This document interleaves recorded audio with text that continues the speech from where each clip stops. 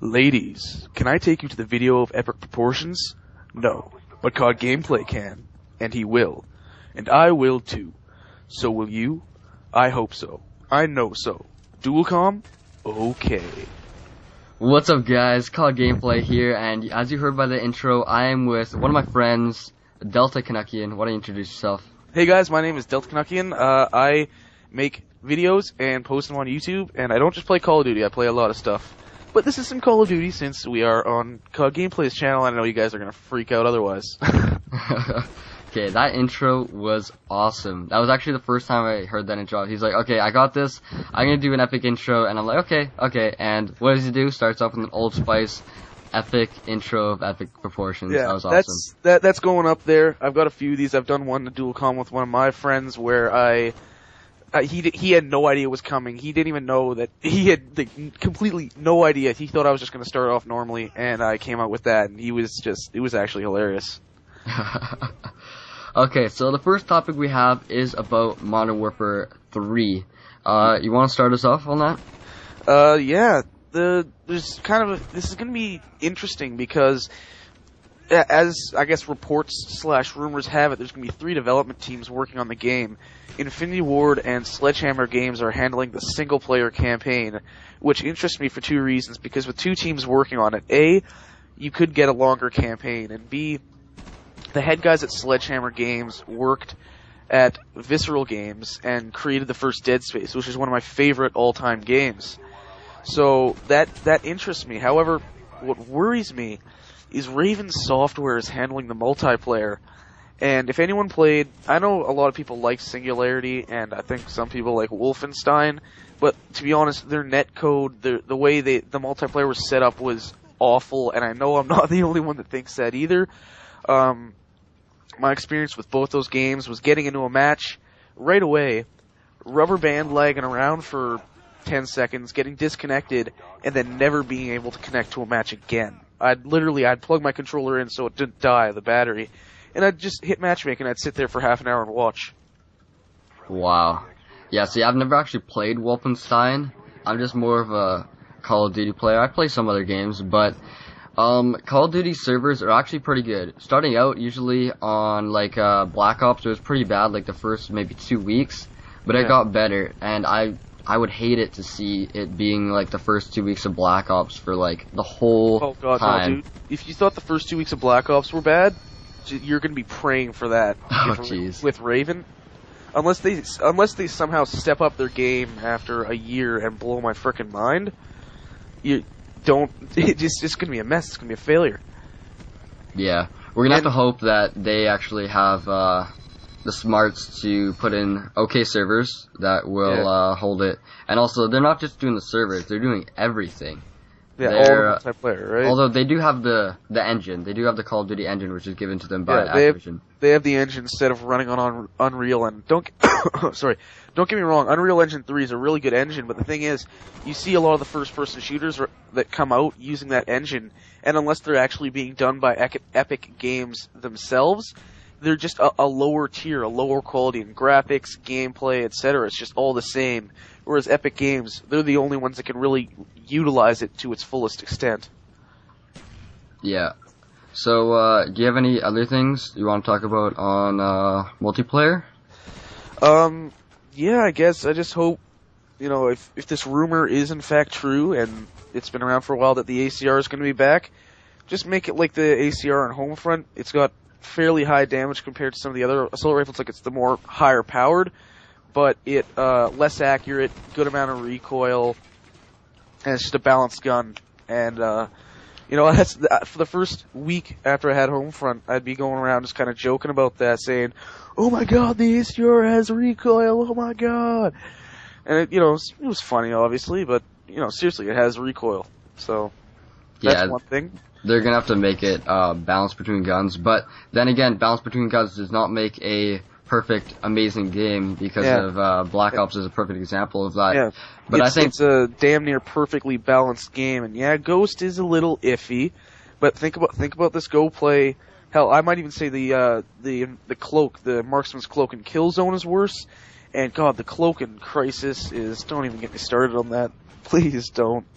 Yeah, I'm hoping that they come out with a lot of guns, because guns are things that get me to keep on playing, because I always like using different guns. I don't like using the same guns over and over, so hopefully they come out with lots of guns, and hopefully the graphics are up to par with Black Ops and Modern Warfare 2. If they aren't, so be it, but I'd rather have better gameplay than better graphics, in my opinion. Yeah, well, there's a fine line. If you can have like kind of lower graphics than other games, but you have to keep it at a certain point just so it's on par with others. And as you know, it's going right now. We're switching into another gameplay since we're talking for a while.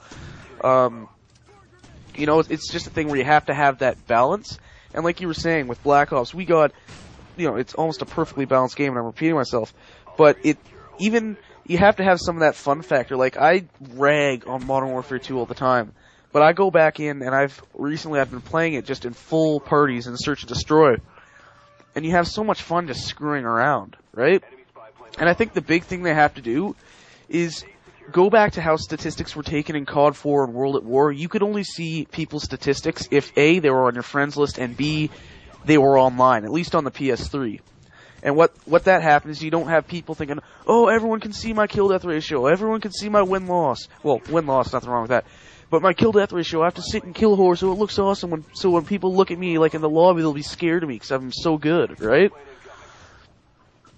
Yeah, when I started out on Black Ops, I'm like, okay, I gotta get my KD up to like 2. I want to be awesome KD. I want to just like destroy. And now, honestly, I could give 2 shits about my KD. It was at 2.25 for some time, and then I just tried sniping, going like insane 360 no scopes, and now I think it's at like 2 exactly. I don't even care. Like, if your KD is 1, cool. If your KD is 4, good for you. But like, it's about having fun in the game, really. Yeah, that's the thing. It's got people caring way too much, and they rage because of that. And I know I rage because of that, because I don't rage on the old Call of Duties anymore. Because in Call of Duty, World at War, and COD 4, I never gave a shit about my stats in the first place. I'm rocking the .89 kill death on COD 4. But you just have so much fun, because that's not a worry. You're not thinking, oh shit, I need gameplay, I need to get this amazing kill, whatever. It's just like, go in, have fun. Like, if you guys go and check out my channel, you'll see coming up soon, I'm going to be posting Modern Warfare 2 videos, like 5 or 6 of them, live comm, open mic on Modern Warfare 2 Search and Destroy, where we're all running around with frickin' riot shields.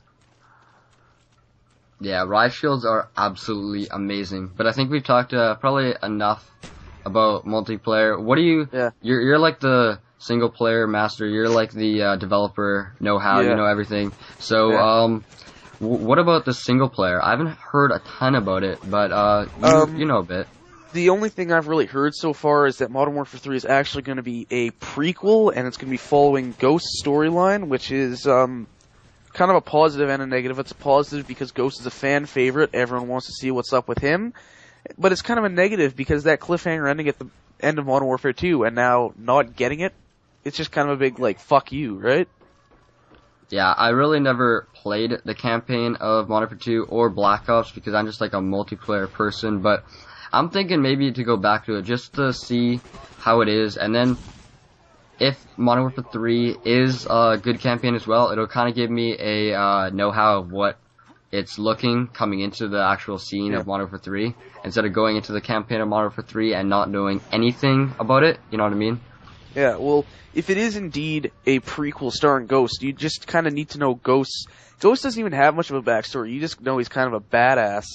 So, I don't know how much they'll tie the Modern Warfare 2 story into it and the COD 4 story into it, but what I'm hoping for right now is that with 2 teams working on it, you'll get, like a longer story, something up to like 10 hours, and I know they say it's going to be 8 to 10 hours, but that's bullshit. You can blow through it in 4 hours. And then better pacing overall. That's the big thing for me. With Black Ops Modern Warfare 2, you were just kind of like, it's all action all the time, and by the time you get to the end of it, you're just exhausted. You're like, oh, thank God, it's over, right? Yeah. With other games that have really good pacing and slow things down and let you kind of look at the environment and, like, fill yourself in on the story, you get to the end of it and you're wanting more. Yeah, that's the way how campaigns should be. They should be wanting more after the end. You should be wanting to have the next game just to finish that campaign if there is like a cliffhanger like Modern Warfare 2. And yeah, what do you think is the best campaign for Call of Duty that you played? Black Ops. Oh, I haven't played anything pre-COD 3, right? That was my first Call of Duty, so I don't know how the original COD. Well, I played like a couple levels of the original COD. Never played COD 2, but Black Ops simply because all of them, you know, not particularly well paced. It's more the fast paced. COD 4 was probably the closest to getting it right of all the ones I played. Black Ops was that non-stop pace, but the thing is, its story was probably the strongest of all the Call of Duty games, and it was one that I finished, and I wasn't so much looking forward to getting into playing more as I was figuring out more of the story. What is going on here, right? Yeah, okay. Well, I think we're actually probably coming up to time. Yeah, we're over our time limit, I think. Yeah, we are. So we're going to the second game, and we've already passed the second game. Yeah, we've passed the second. Okay. We're looking at like a picture of a cat right now or something. I don't know. I'll get something good. Okay, well, that is the end of it, guys. Hopefully you guys enjoyed it, and if you did, go check out his channel. It doesn't hurt. Go check it out, and if you like it, subscribe. Any last words?